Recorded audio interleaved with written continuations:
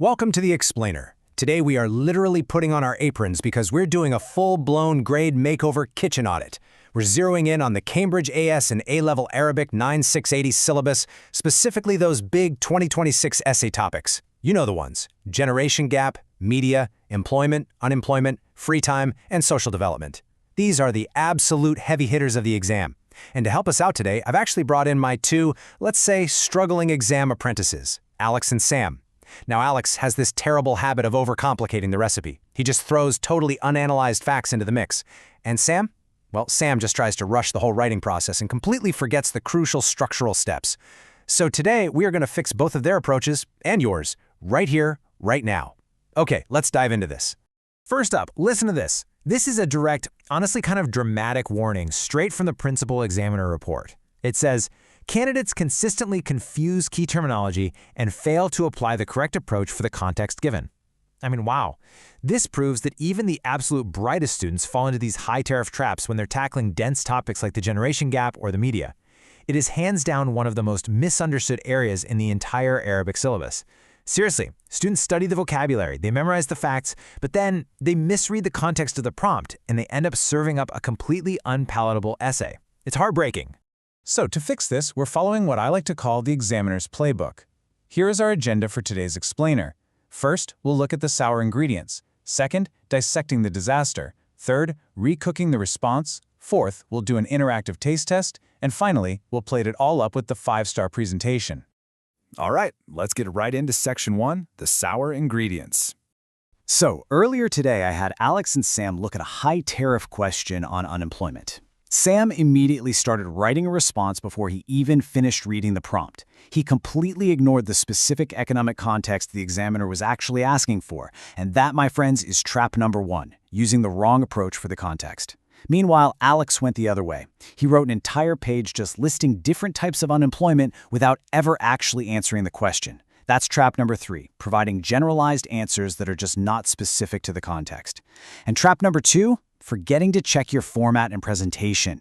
Yes, you absolutely lose marks for sloppy structure. If you fall into any of these traps, your essay instantly drops into the lowest mark band, literally instantly. And it doesn't even matter how flawless your Arabic grammar is.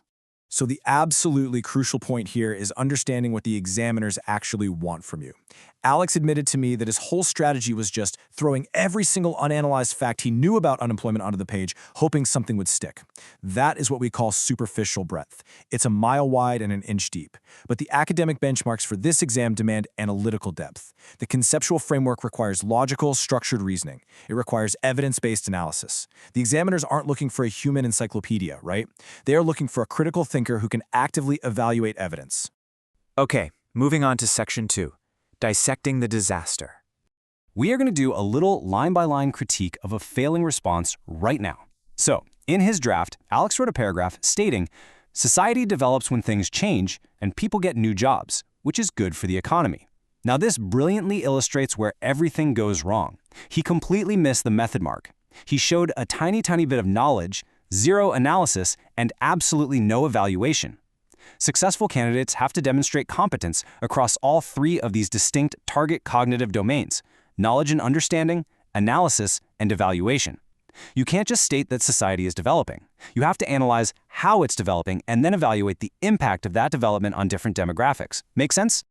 All right, well, we've definitely identified the disaster here. Now we enter Section 3, recooking the response.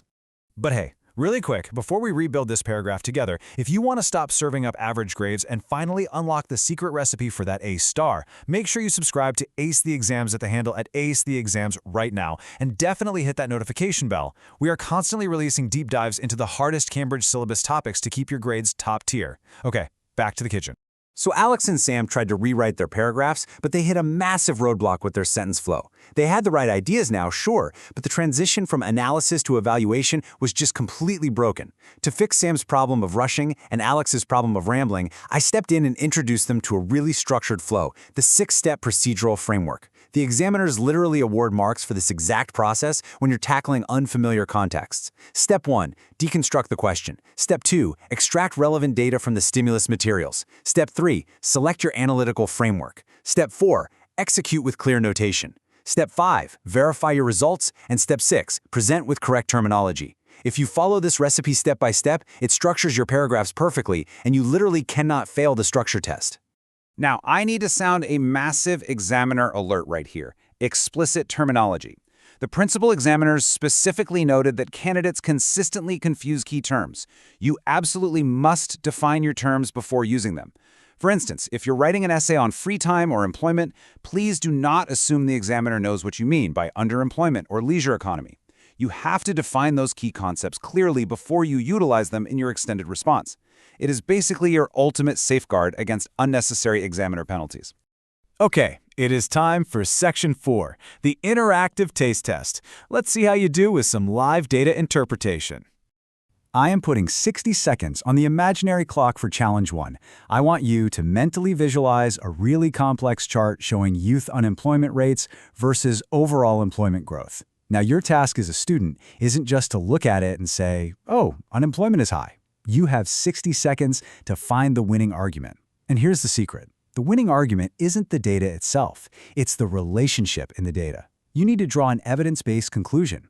Why is youth unemployment rising while overall employment grows? Is it a skills gap? Is it a generational gap in technology? That right there, that is the analytical depth you need to be reaching for. All right, time for Challenge 2. Listen to this sentence. Media consumption changed. Young people use phones more, so social development is fast. Now, this looks like a pretty standard student response, right? Wrong. Writing this instantly forfeits 5 marks. Why? Because of the hidden errors, unidentified assumptions, and a total lack of evidence. It assumes that just using phones automatically equals fast social development, which completely ignores the quality of that development or even the potential negative impacts on the generation gap. If you fail to identify limitations or alternative interpretations like this, your evaluation score just tanks. Which brings us nicely to our final section, the 5-star presentation.